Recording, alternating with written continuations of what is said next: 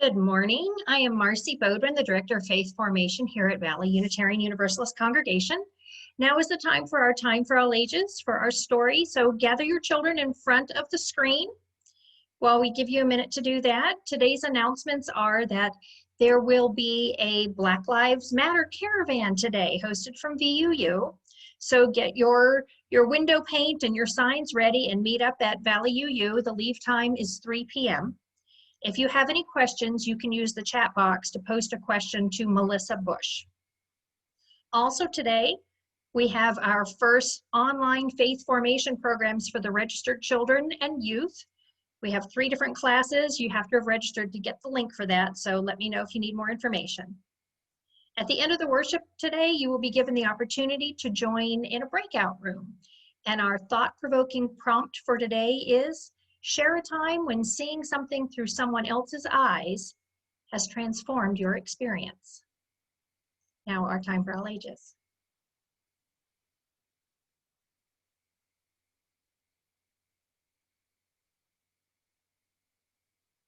I think. 1 second.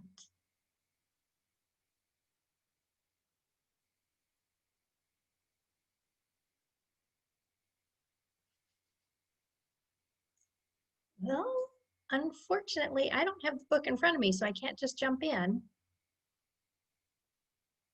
Hey, Marcy. He's got it. He just needed to be made co-host again. Sorry. Okay. Thanks. Henri's Scissors by Jeanette Winter. In a small weaving town in France, a young boy named Henri Émile Benoit Matisse watched his mother paint china.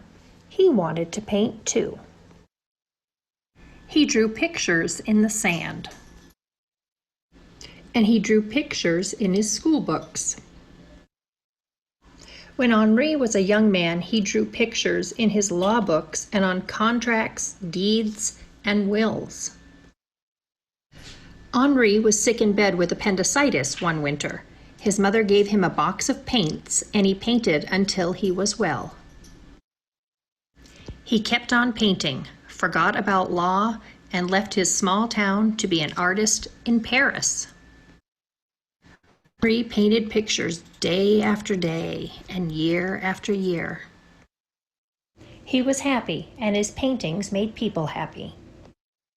But when Matisse was an old man, he fell ill.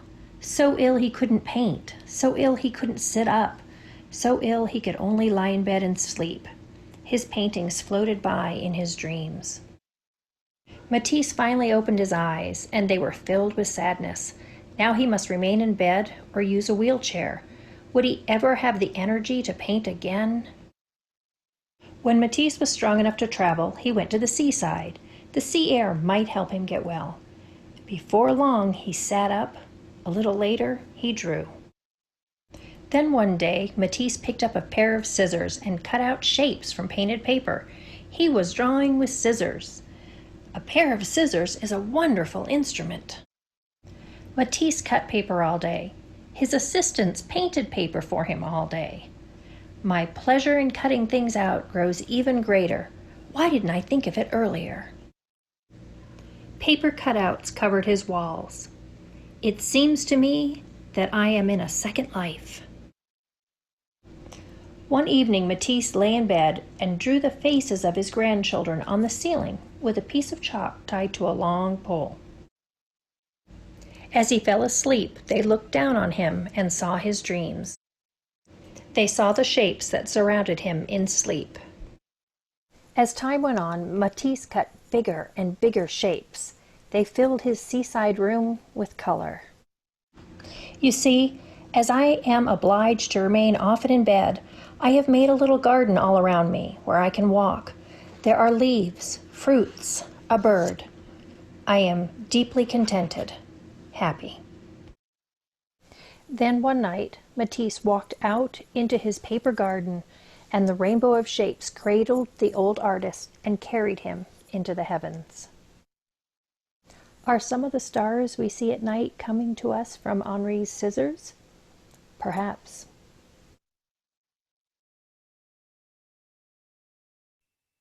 So if you have some paper around, colored or otherwise, grab a pair of scissors and cut out a shape and decorate your world.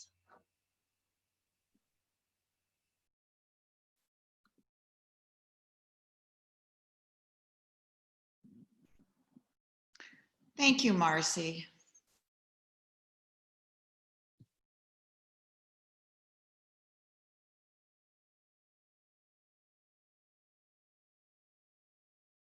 Thank you, Marcy.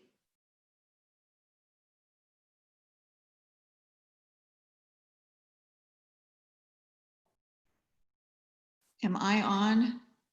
You're on, Barbara. Go ahead. We All hear right, you. I'm so sorry. My mistake. I'm not showing up on the screen, and so I didn't catch it. Good morning. We are so glad that you're taking the time to be with us today. We gather to worship, our hearts alive with hope that here we will be truly seen and heard, that here we will be welcomed into the garden of this community, where the simple and the elegant, the fluted and the frilled, the shy and the dramatic complement one another and are all equally treasured. May we know that here each of us contributes in their own ways to the beauty of the whole. Come, let us worship together, all genders, sexualities, politics, clappers and non-clappers, progressives and conservative. May we root ourselves in the value of this faith, compassion, respect, acceptance, justice and equality, the worth and dignity of all, and a free, responsible search for the truth and meaning. I'm Barbara Metz, and it's my pleasure to be serving as your worship associate this morning. And now, if you would light your home chalice, together we can share the words, "We kindle this flame, symbol of our faith, for the light of truth, the warmth of community, and the fire of love which calls us to work for justice."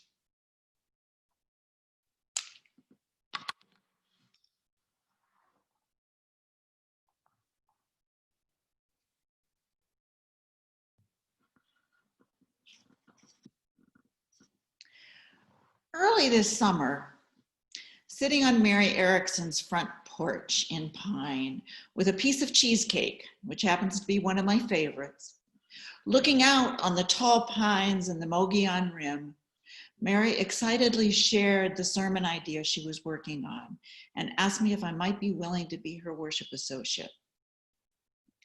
Since Mary was planning to talk on the ever-changing beauty and meaning in art, she thought I could possibly share my perspective on the same, but from my musical mind. We talked about experiencing art in its many forms, the impermanence of its meaning, and how we all see it differently depending on our current and past experiences. We talked about the ability of the meaning of a single subject to change depending on an infinite palette of factors. I think about the Superstition Mountains, how they change in every moment as the lighting changes. And to me, they look very different when it's 110 versus 45 degrees. We talked about how it felt like our fourth principle, a free and responsible search for truth and meaning. By the time my cake was finished, I thought, I can talk about this. I have experience almost every time I play a piece that I've played many times, even the most familiar piece.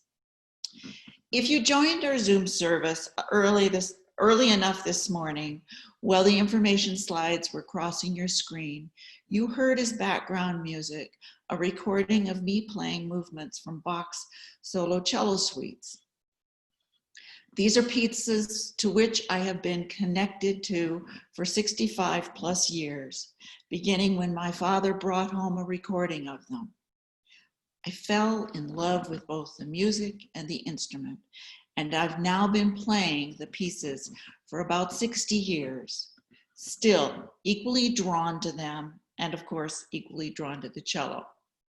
But every time I play or hear this music, I hear, I feel, I discover something new, fresh, sometimes as though I've never heard the piece before. Take the prelude, which is the last piece played before the service actually began. There are 163 notes in the piece. All are 16th notes except for 2 8th notes and the final chord, which is a whole note. So there's almost no rhythmic variety, and many patterns of notes repeat themselves. On paper, that sounds and looks dangerously boring. Yet to me, it is anything but boring, bringing up emotions, feelings, memories, both happy and sad, and everything in between. These same 163 notes can evoke great heights as well as deep sorrows. I've played the piece for weddings, as background music for parties, or to bring peace when peace and calm were needed. I played these 163 notes as our ministers sat with us around my father's bedside only a few hours after he took his last breath. My mother, his wife of 68 years, had not yet allowed herself any tears. She was a stoic woman. But 3 notes into my cello playing and her tears began to openly flow. My 3 sisters started wiping their eyes. I looked over at the minister through my own tears. Should I continue? Yes, her eyes and almost imperceptible nod assured me, continue. Fortunately, from my many years with his music, my fingers knew what to do. As my tears so blurred my vision, I could never have read the notes on the page. It was an intimately beautiful 4 minutes. In the preceding months, it was these same notes, the same music that brought my father shuffling his feet in his boxer shorts out of his bedroom so he could come sit at the table next to where I was playing, where his arthritic fingers tapped the beat on the table as though my metronome. Oh, such a sparkle and such joy in his eyes. I played the same 163 notes, again through tears, at his memorial service. This time played with a reverence to the man who taught me to see beauty in music and in life. I doubt that any of these sorts of feelings were evoked by my playing this morning. The context was different. Your experiences are different.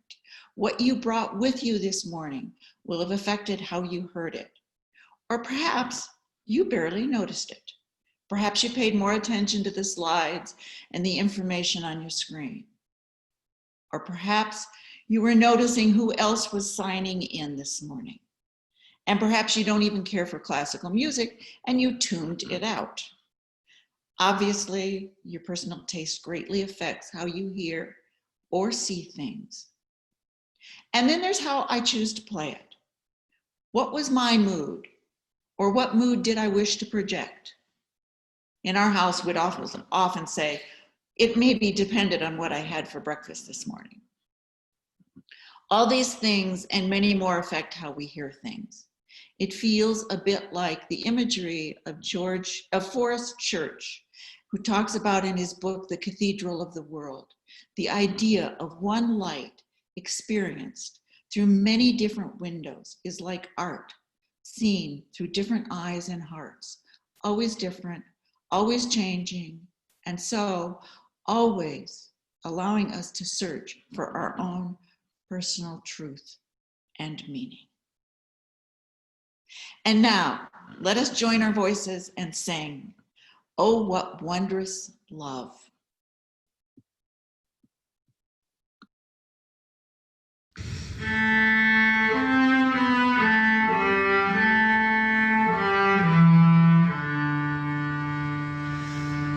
What wondrous love is this, oh my soul, oh my my soul. What wondrous love is this, oh my soul? What wondrous love is this that brings my heart such bliss and takes away the pain, oh my soul, oh my soul, and takes away the pain, oh my soul.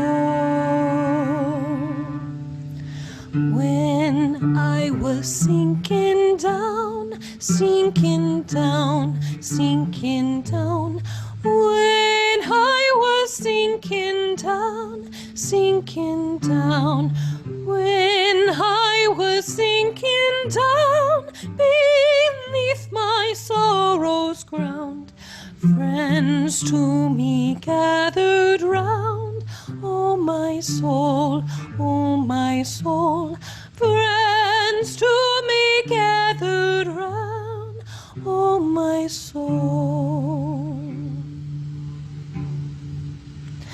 To love and to all friends I will sing, I will sing. To love and to all friends I will sing. To love and to all friends who pain and sorrow mend, with thanks unto the end I will sing, I will sing. With thanks unto the end I will sing.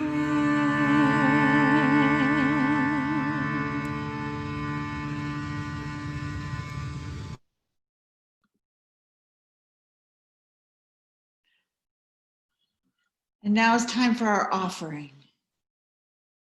The generosity with which we share our gifts, whether of time or money, allow us to look into our hearts and see what is available there. The love, the generosity, our faith, our gratitude, our hope. For these gifts, for all you do, and especially for your financial support, we thank you.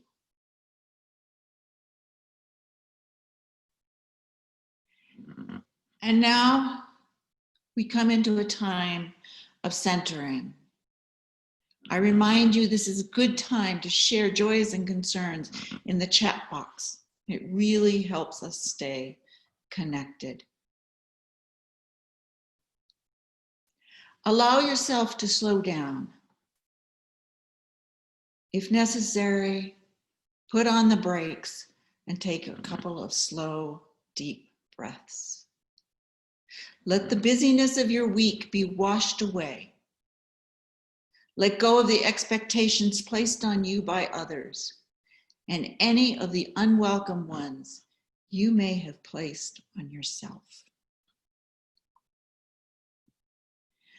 The following words are from a 2018 New Year's Eve prayer by Pope Francis. He again shared the same words about a month ago, and I find them too beautiful to not use them yet again.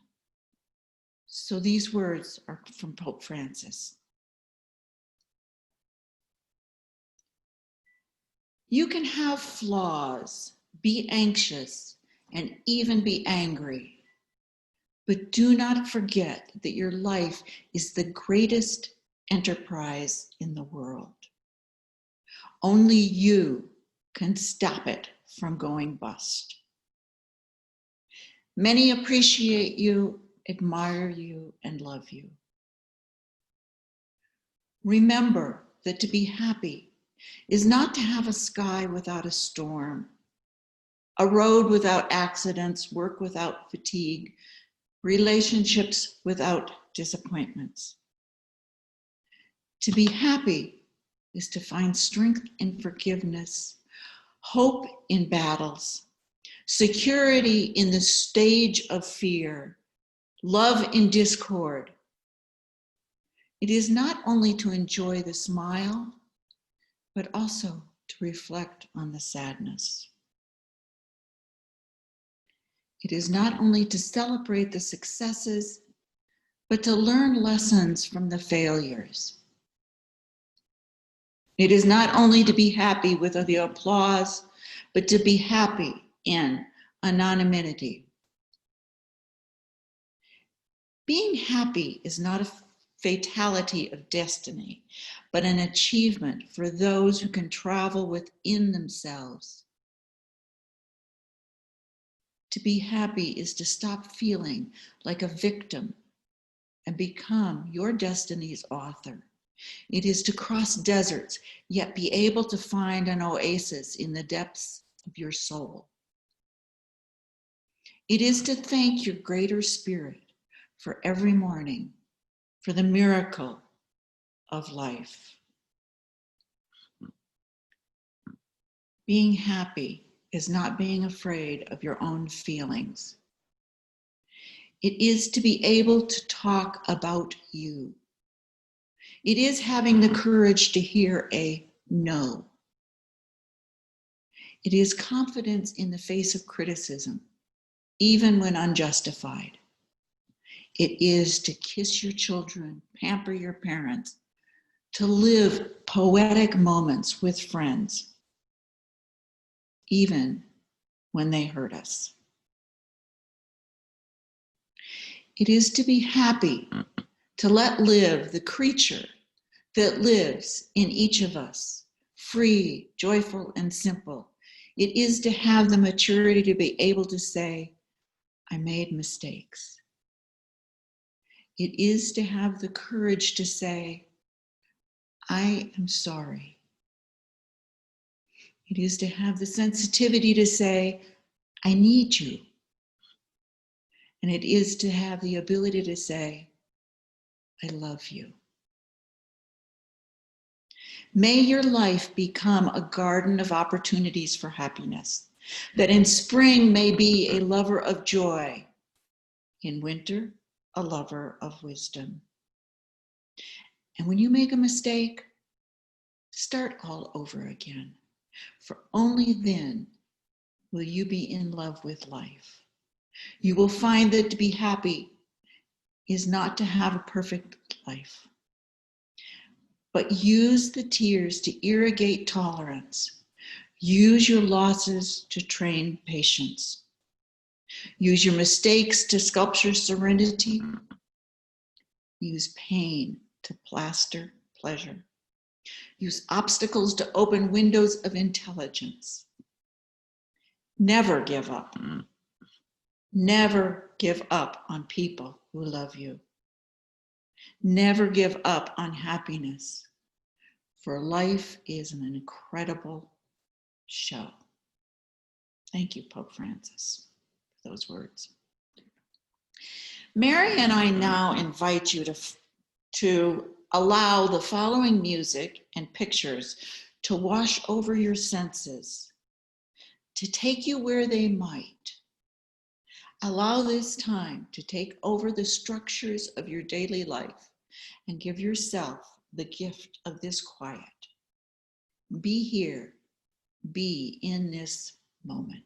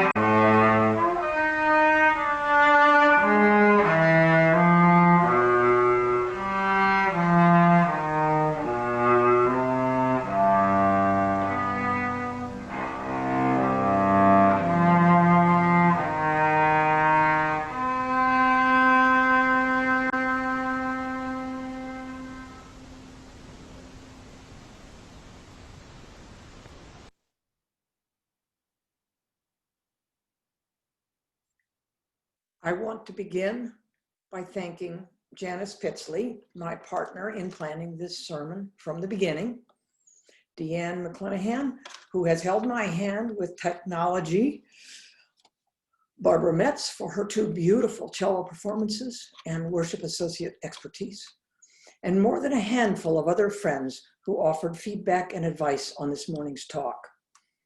I will be asking you to take a fresh look at some artworks with which many of you are already familiar.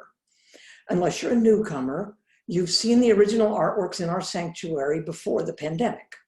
If you are a newcomer, this session will give you a glimpse of our physical sanctuary. If you may have some background information about the artworks or none at all. You may like one more than another. Maybe you've thought about how they're made. Perhaps they were part of a comfortable background of your Sunday morning experience. As you take a fresh look at our sanctuary artwork, I'm asking you to engage in a process of response that is quite different from the process many of us use every day on social media. Social media allows an easy thumbs up, thumbs down response, a response that is probably done quickly and without sustained reflection. Today, I'm proposing an alternative, that you create a thoughtful, deliberate response to the artwork in our sanctuary. I assume there's no consensus among all of us about what each artwork means. I'll be asking you to freely, yet responsibly, search for meaning in these artworks. I'd like to add a word of encouragement to those of you who might feel reluctant to respond to art. If you're not an artist or feel that you just don't understand art, please know that as a you have something significant in common with artists. Like artists are seekers of meaning, of knowledge, of understanding. Art, like Unitarian Universalism, is fluid, not fixed, forever open to new insights. Even artists themselves can find new meaning long after their artworks are finished. I hope to affirm and promote principle number 4, at least in part, this morning. Each of us is free to seek meaning in art in our own way. If we wish others to understand the meaning we find, we're responsible to share the basis of our interpretation. We'll start not by interpreting, but looking carefully. Here are a few questions that may help you focus your attention on what you see. Subject matter. What does the artwork depict, if anything? How is it made, the artist's process? Art elements, what kinds of lines or shapes, colors, textures, etc. do you see? Organization, how are the art elements put together, using balance, contrast, repetition, emphasis, movement, etc. Let's begin with something you've probably seen before, especially the image on the left side. Focus just on what you see. It may be difficult, but try not to judge or interpret. Next slide, please. Think of a few specific words that describe what you see. I'll give you a few seconds to look and think of a word or two.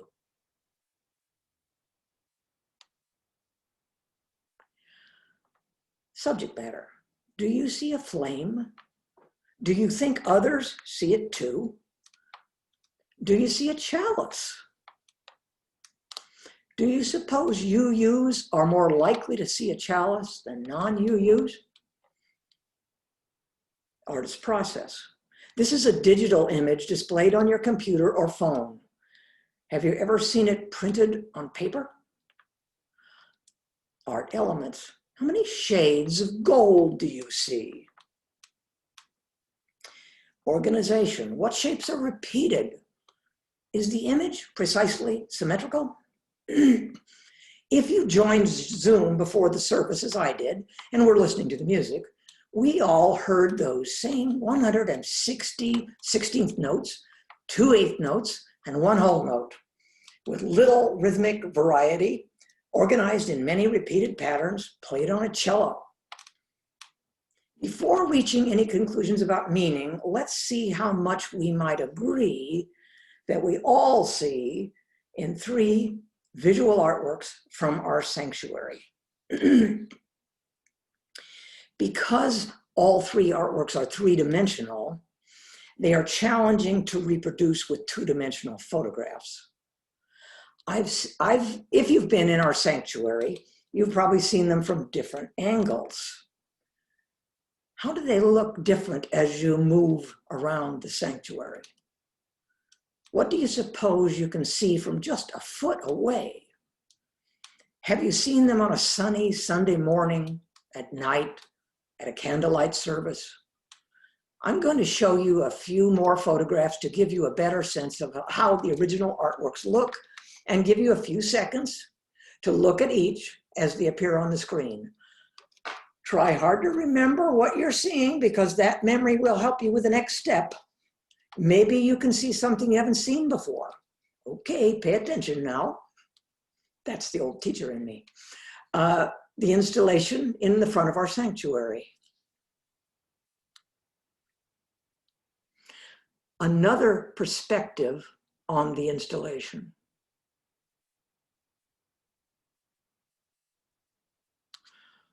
Close-ups of the center panel. Our chalice.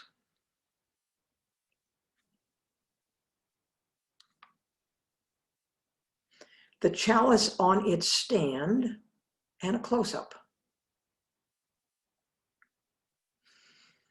The chalice in front of the installation.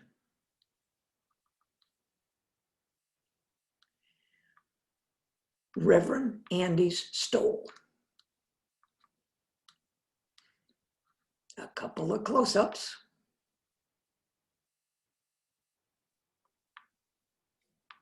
Another close-up. Many of you responded to my invitation to complete the "What Can I See?" survey posted a week or so ago on happenings. Thank you. Responses were a great help in grounding this talk. This word cloud, there we go. This word cloud shows all the words used at least 3 times on the survey to describe the installation. The darkest word was used the most. Larger words were more frequently used than smaller words. So color was the most used description, with flame and chalice not far behind. You can also see that 3 of you wrote blocks. Here are some words respondents used to describe the chalice. Did you see anything you'd not seen before when I showed the photo? These are words correspondents used to describe the stole. Often the first thing we look for in an artwork is subject matter, as in the descriptions flame, chalice, and desert. Some respondents described aspects of the maker's process with words like copper and quilting. Yet others noted art elements with terms like color and rectangles. And a few described the organization of elements with such words as symmetry and repeated. And yes, a few respondents could not resist sharing conclusions rather than descriptions, like the judgment that the stole is beautiful, or the interpretation of the stole as being about home. I'd like to focus a bit more on what we might be able to agree that we all see before moving on to conclusions. We're going to take a poll in a minute. I've selected just a few non-subject matter descriptions for each artwork for you to give your respectful consideration to. Think of it sort of like listening to others who completed the survey. As I read descriptions for each artwork in turn, please respond in the live poll, indicating, you can wait with the poll, you don't have to do that yet, indicating either you saw before what the respondent described, either just a bit ago in the photographs in the survey or sometime earlier in the sanctuary, or you see just now for the first time what the respondent described, or you still don't see it. Okay, now it's your turn to listen to others' descriptions and respond in the poll. These descriptions of the installation focus on visual elements and how they're organized. You can drag the poll out of the way if you need to. We'll give you a minute to enter your responses to the 3 descriptions. Then we'll show you the results as soon as we see that most of you are done. You may have to scroll down to see the 3rd description. So one person wrote symmetry to describe the installation. When, if at all, did you notice symmetry?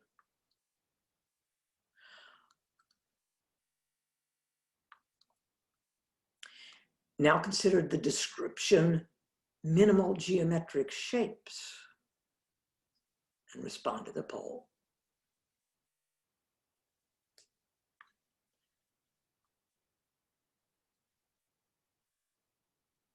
And finally, gradually deeper blues further away from the center.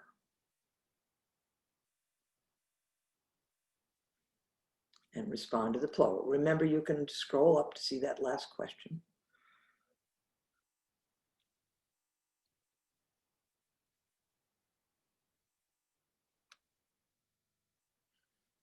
Are we done with the poll, Deanne? Or you tell me when you're done. Okay. Oh, all right, look. So the blue means that sometimes a few of you didn't see everything. Most of you saw the geometric shapes. You can see that a fewer of you saw that gradual deeper blues. It looks as if everybody saw them eventually. Okay, great. Thanks for listening carefully. Now we're going to, oh, all right, share the results. I didn't share them. Ah, there you go. Can you see the results now?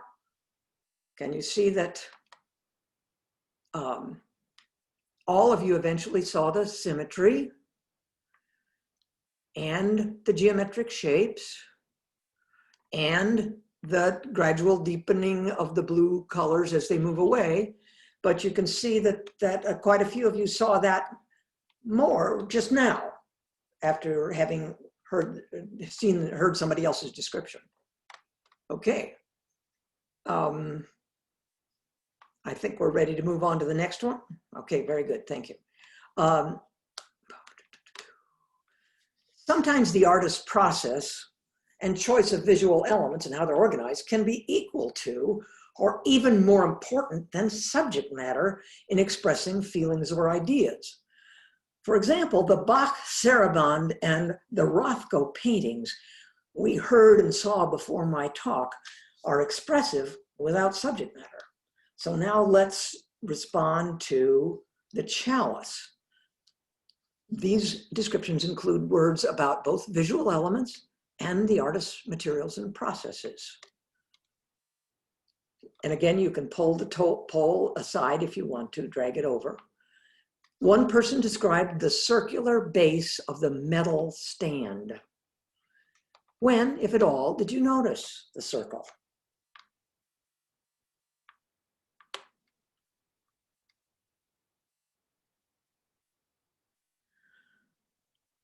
Another described hammered copper. Please reply on the poll. The third description is light to dark ornaments. Did you see that?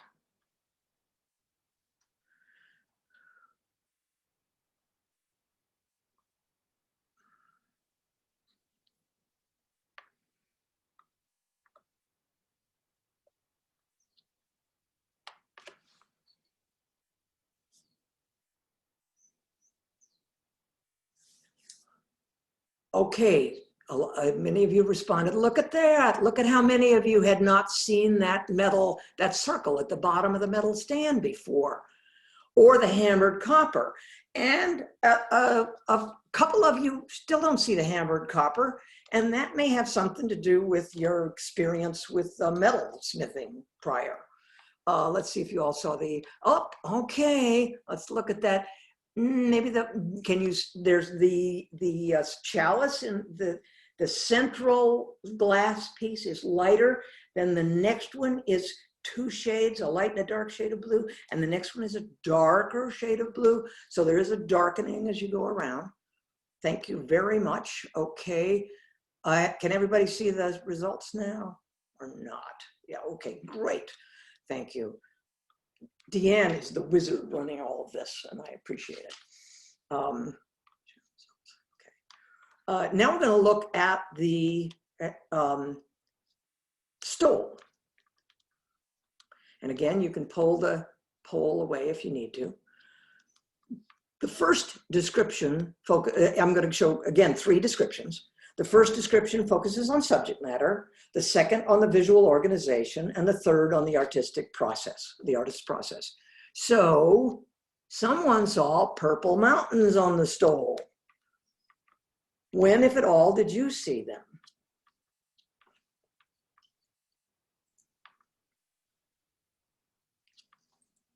Another described lighter colors at the top.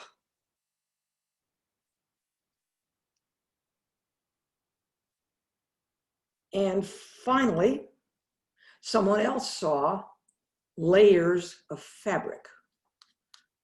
Remember, you can scroll up.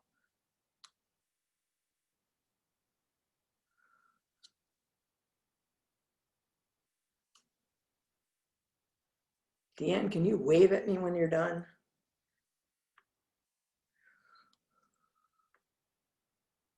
Oh yeah, there you go. Thank you. Okay, oh, look at that. Okay. All right, we're gonna have to, somebody's not seeing the lighter, and I get that because there are also lightish, warm light colors at the bottom. And then the lighter blues at the top. So maybe you want to talk about that a little bit. Okay. Layers, look at that detail. Can you see that one thing is sewn on top of the other? That's where you could see the layers of fabric, how it was put together. Everybody saw those purple mountains. Okay, great, thank you. Okay,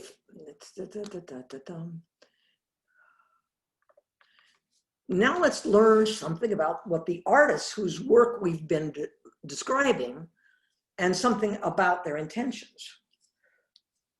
Janice Pitsley designed this site-specific installation in harmony with the windows, proportions, and symmetry of the sanctuary. To symbolize something important to Unitarian Universalism, she chose the theme, "One light, many windows," a phrase from Reverend Forrest Church that drew her to VUU 20 years ago. It's important to notice, it was important to Janice that the installation be created through a participatory intergenerational experience. It is composed of 156 pieces of wood painted by 104 individuals. Each left their unique mark through thick brushwork. Each wrote a word or phrase on the back of their painting that describes what their faith community means to them. These expressions, forever embedded in the work, add another level of meaning to the art and the congregation's experience. Each of the 7 panels represents an important congregational role: the minister and worship associates, the choir, and all levels of students and teachers from faith formation. One panel was painted by various faiths and denominations from the Valley's interfaith community. The flame in the center was painted by Betty Nearing, a founding member of VUU. Janice taught in the School of Art at ASU for 30 years before retiring in 2017. Becky Mcdonough was commissioned by VUU to create a copper chalice for the sanctuary in 2011 when she was a professor of jewelry and metals at ASU. She chairs the Fine Art Metals area at Millersville University in Pennsylvania and currently serves on the board of directors of the Society of North American Goldsmiths. The chalice is, in part, a response to the design of the installation in the front of the sanctuary. This can be seen in the warm and cool color harmony and the repeated squares and rectangles along the side edge. When viewed up close, one could see a small flame within a circle that echoes the central panel of the painting installation. Maybe you noticed that the design on the front of Andrew Seifert's pulpit references the copper of the chalice as well as the squares and flames on both the painting and the chalice. In her own studio practice, Becky focuses on the format of the reliquary for its ability to elaborately protect and display venerated objects. Her intention is to initiate contemplation that elevates the ordinary. Diane Hansen has been quilting for over 20 years. She's made over 300 quilts. All 22 of her grandchildren, 7 great-grands, and numerous nieces and nephews are enjoying her handiwork. In addition to traditional quilts, most of her new projects have been more artistic in nature. She especially enjoys making pictures of animals, birds, and desert scenes.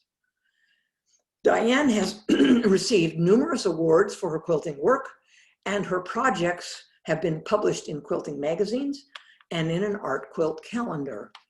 She has taught classes in several local quilt shops over the years. Diane has also donated her time and talents to the annual church auction. Unless you're a newcomer, you've seen Diane's work worn on Sunday mornings. Reverend Andy has taken Diane's stole to his new position in Ohio, where it will surely remind him of his time with us at VUU. Now, finally, it's your turn to interpret just one of the artworks. If you are attending the service with someone else, please share ideas and point to what you see to support your interpretation. Please articulate your preliminary interpretation by completing one of the 2 sentences on the screen. The artwork is about dabba dabba doo, or the artwork expresses a feeling of dabba dabba doo. Type your interpretation in the chat. Please capitalize either installation, chalice, or stole so you can scan quickly for what others have concluded about the same artwork when we take a moment to glance through the chats later. I'll be silent now for a minute as you reflect.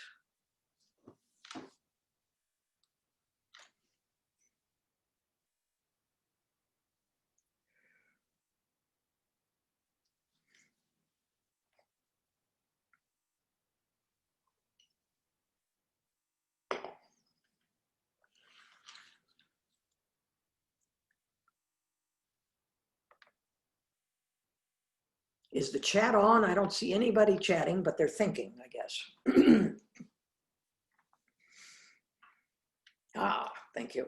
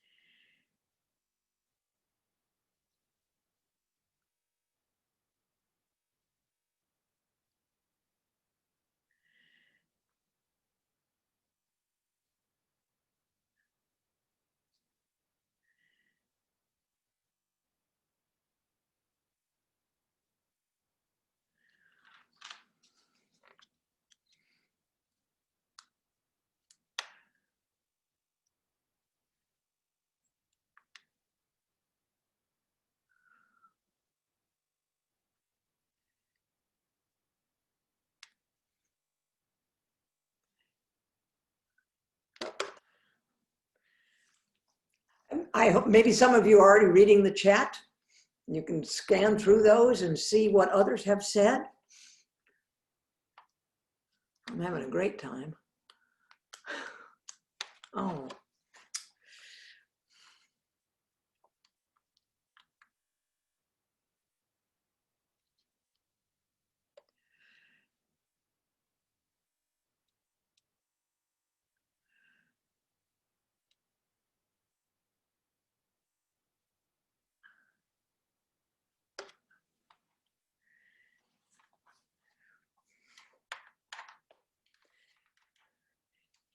Okay, I have asked, and I think maybe we can do it. I hope to be able to capture the chat and post it maybe when on the YouTube. But right now, if you haven't done it yet, see if you can, see if you see some similar ideas to your own. Thanks to those of you who wrote in capital letters so we can tell who's saying which. Oh, I love it. Okay. I'll just give you a minute or so here.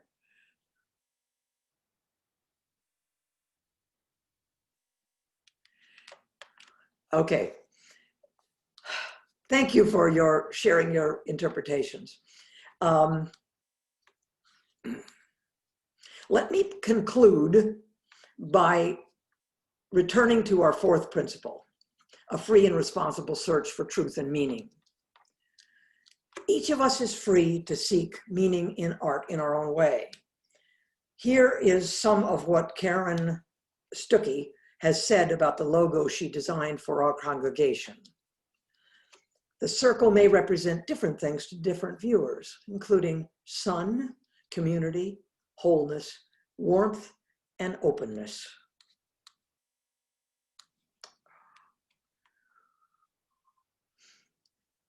If we wish others to understand the meanings we find, we are responsible to share the basis of our interpretations.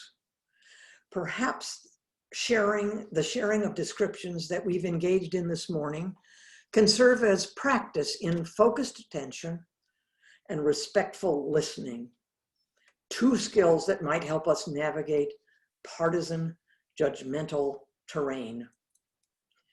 On a personal note, it was a difficult communication with my beloved cousin that sent me on the path to this sermon.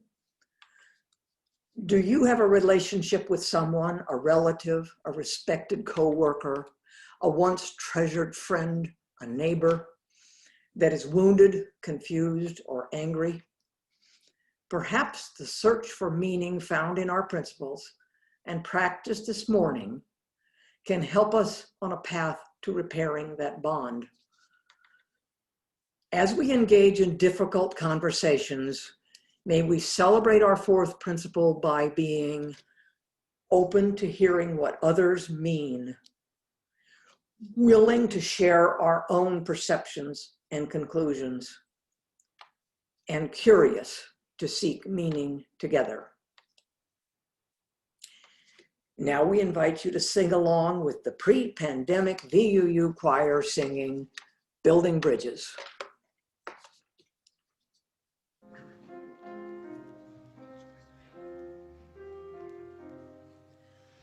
Building bridges between Our divisions, I reach out to you, will you reach out to me with all of our plans and all of our visions?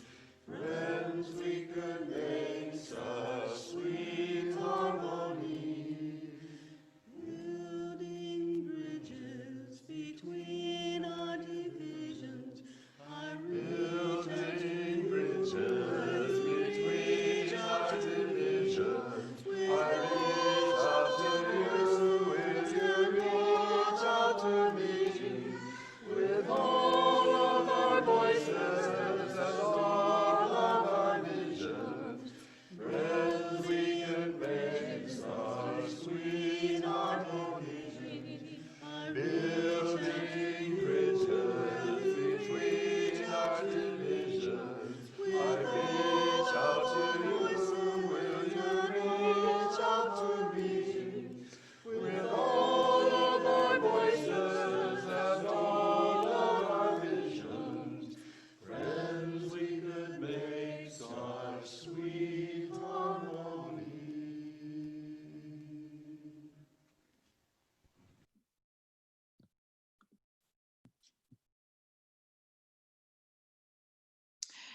And now let us extinguish our chalices.